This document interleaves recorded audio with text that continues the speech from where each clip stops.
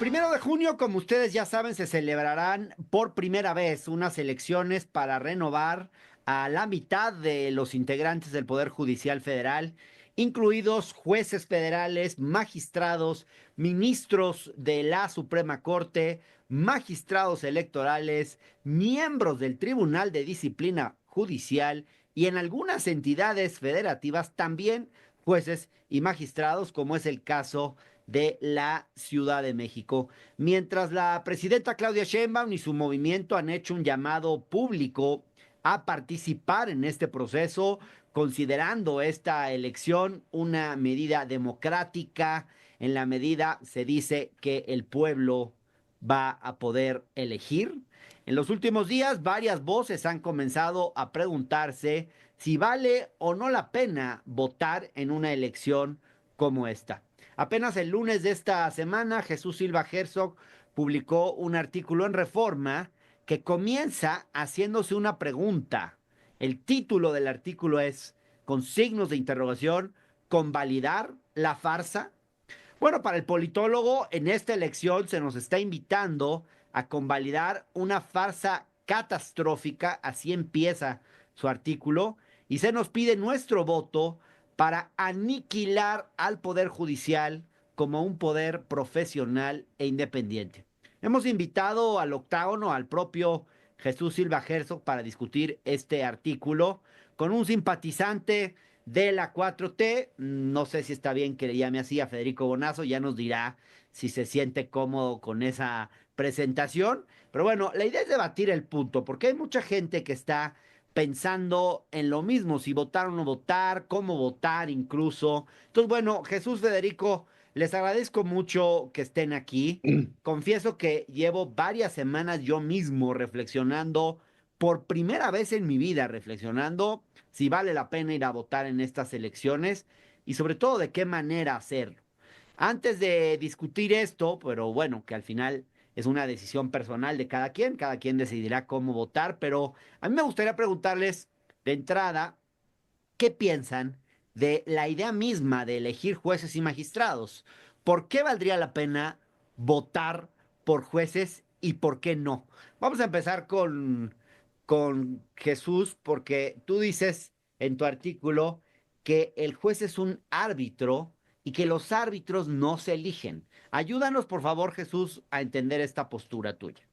Hola Hernán, pues muchas gracias por esta oportunidad de platicar de este asunto que creo que nos tiene a todos en ascuas con esa pregunta. ¿Hay que ir a votar o no hay que ir a votar? ¿Cómo le hacemos? ¿Cómo tenemos claves para hacerlo? Y yo diría que, pues que no tiene sentido en principio el que los árbitros tengan el respaldo de los votos. Yo creo que si va uno a un estadio, no se le pregunta a la porra cuál es el árbitro que quieren que pite el partido. Debe ser una persona que tiene un criterio distinto al que tiene la mayoría en el estadio. Yo creo que es el mismo fundamento para construir una base de legitimidad distinta a la que deben tener los que hablan en nuestro nombre.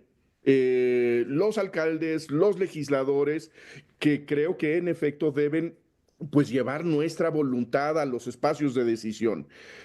A mí me parece que los jueces en principio no deben llevar esa misma voz y que deben incluso tener el espacio, la plataforma para decir, aunque esta sea la porra mayoritaria en el estadio, pues este es un penalti, aunque me chiflen.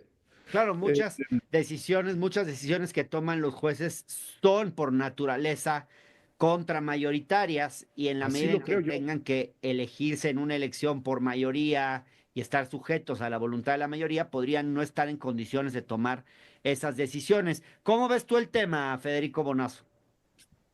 Te saludo también con mucho gusto, Hernán, igual que a Jesús, con que es la primera vez que coincido con Un él. Aquí hay gusto. un ciudadano opinando, no un experto en política y mucho menos en poder judicial. Desde esa postura de ciudadano que opina, Yo creo que también el estadio, para ir a la metáfora futbolera, que ahí me picaste Me imagino. un corazón futbolero. También el estadio está harto de jueces de árbitros que siempre fallan los penales a favor del América, ¿no? Entonces hay un estadio que dice, saben que en algún momento tenemos que renovar el cuerpo arbitral de la Femex Food porque de esta manera siempre sale beneficiado el mismo. Y acá muchas veces el Poder Judicial, y esto no es ni nuevo ni novedoso lo que estoy diciendo, es un actor básicamente conservador y ese es el rol que ha jugado en muchísimas partes del mundo. Conservador y dramáticamente a veces defensor en México ha sido del interés privado antes que el público y de esto tenemos ejemplos.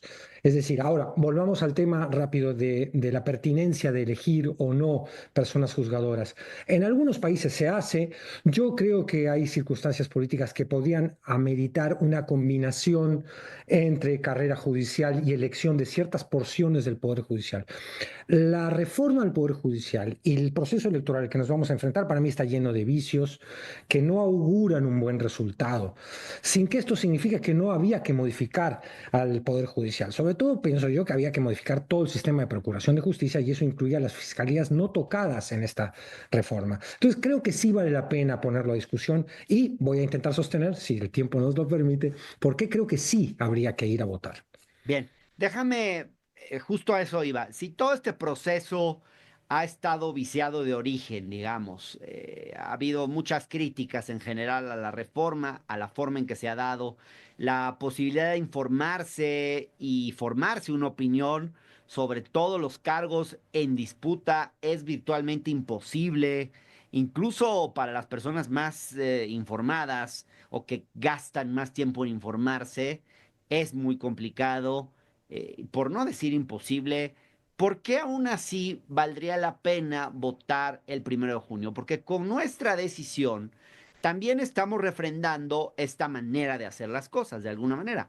Es mandar, podría ser, mandar un mensaje de que avalamos que las cosas se hagan de esta forma. En ese sentido, te pregunto, y ahora invierto el orden, Federico, te pregunto a ti por qué valdría la pena votar a pesar de todas estas críticas que se le han hecho al proceso. ¿En qué circunstancia convendría ejercer el derecho al no voto?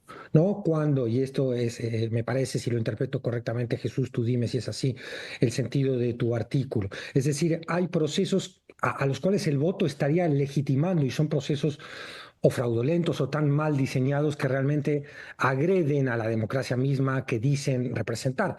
En ese sentido, podríamos hablar de que el voto legitima un proceso muy viciado de entrada, pero este es un proceso legítimo en los términos, a mi modo de ver, más institucionales. Hay un Congreso, hay un poder legislativo que decide llevar a cabo una iniciativa de reforma al Poder Judicial llevada por el Ejecutivo, se concreta, sí, con un yunes de por medio. Yo no olvido factores que rayan en la ilegalidad, ¿no? Que hacen que el proceso legislativo que deriva en la reforma judicial haya tenido una base que puede rayar en la ilegalidad, desde luego. Pero bueno, mayorías en ambas cámaras deciden que se haga esta reforma, que a mi modo de ver se hace de manera muy apresurada, atentando contra las propias necesidades que dice intentar solucionar. Pero bueno, de alguna manera no votar es dejar que otros elijan siempre, ¿no? Votar es un ejercicio de resistencia también activa. Entonces creo que hay muchas razones por las cuales los que deciden que este es un proceso con muchas complicaciones, tienen que decidir también entre un poder judicial que no es global, que no es, no son clones unos de otros. Los candidatos y candidatas, perdón, ya acabo, tienen realmente diferencias y esas diferencias hacen en sí necesario e importante A ver, el. Jesús, tú planteas algo muy fuerte en en tu artículo de lunes. Dices que el voto de esta elección, el voto de junio, es un acto de irresponsabilidad cívica, Cívica. irresponsabilidad cívica. No sé si estás utilizando estas palabras como una provocación, porque suena muy extraño decir Es que que ir a votar sea un acto de responsabilidad cívica cuando el voto pues se considera la responsabilidad cívica por excelencia. Por qué escribiste esto, Jesús? Porque yo creo que el voto tiene que estar dentro de una estructura, una maquinaria en donde uno pues se hace cargo de sus decisiones y eso tiene que ver con lo que tú puedes descifrar de las alternativas en disputa cuando tú tienes elementos para evaluar después cuáles son los resultados, las consecuencias de tu propia decisión. Te haces responsable de haber votado por un partido que gobierna y entonces pues te las tienes que ver con los buenos resultados y con los malos. Si apoyas a un partido que queda en la oposición, bueno, pues también te haces cargo de lo que hace en esa trinchera. Pero ¿Cuál te es el sentido pregunto, de mi responsabilidad cuando voto para un juez de circuito? No pero, tengo ninguna cadena para evaluarlo antes de votar ni después de votar. Estoy votando a ciegas. Por lo tanto, no tengo yo no estoy dentro de esta maquinaria democrática que hace a los ciudadanos personas responsables de la suerte de lo común. Entonces, me parece que está fuera de sitio el voto en esos lugares. ahora, el tema es, por ejemplo, ¿qué pasaba en aquellas épocas en las que en México sabíamos que las elecciones estaban cantadas, que siempre las iba a ganar el PRI, y aún así había muchos que decían que había que ir a votar, Sí, había que marcar una postura bueno, sí vine a votar y tiene todo un significado. ¿Por qué esa misma posición hoy ya no sería válida? Solo para tratar de entenderte, Jesús. yo creo que es muy importante tu pregunta, Hernán, porque creo que, perdón, creo que deberíamos tener en todos los ámbitos pues el espacio para votar y para participar, aunque haya condiciones que no sean del todo parejas. Creo que el construir oposiciones, el construir alternativas ante un régimen hegemónico como hace unos años o como nuevamente se está construyendo un régimen hegemónico es fundamental. Y creo que no hay que hacerle ascos a los procesos electorales para construir congresos y alcaldías, etcétera. Pero esta es otra pista que no está dentro de la mecánica de las exigencias democráticas, como te la estoy tratando de decir, en donde pueda saber cuáles son las alternativas y donde pueda evaluar el desempeño de lo que resulta del voto, Claro. ¿no? Federico Bonazo, ¿qué piensas de esto que dice Jesús? Sí, no, de alguna manera pienso yo también que tenemos una visión muy idealista de la democracia en la cual le otorgamos sus cualidades en función de la calidad institucional de sus organismos electorales, de organización electoral, pero la democracia también significa otras cosas, ¿no? La democracia también significa resolver agravios que, por ejemplo, en México han estado, tienen un atraso enorme. En fin, entonces, esta yo creo que si bien no es la mejor de las elecciones, es una oportunidad democrática. Es una oportunidad democrática donde vamos a contrastar ciertos perfiles y donde vamos a también, con el voto por unos o por otros, impedir que lleguen a lugares tan fundamentales que van a tener una importancia en el futuro inmediato de este país tan crucial, intentar detenerlos. Es decir, creo que la oposición a veces ve esta elección del 1 de junio del Poder Judicial como un plebiscito, ¿no? Hay como un antiobradorismo que quiere plebiscitar la calidad de nuestra democracia, que lo maneja de alguna manera con un sentido un poco de rencor y no ve que aquí lo que se está decidiendo es el futuro de la gente también, ¿no? Es Fe- cómo la justicia va a operar sobre la gente de carne y hueso también. Jesús Silva Herzog, Federico Bonazo, muchas gracias por estar en el octágono. Muchas Gracias. gracias, Hernán. Un gusto, Federico. Un gusto, Jesús.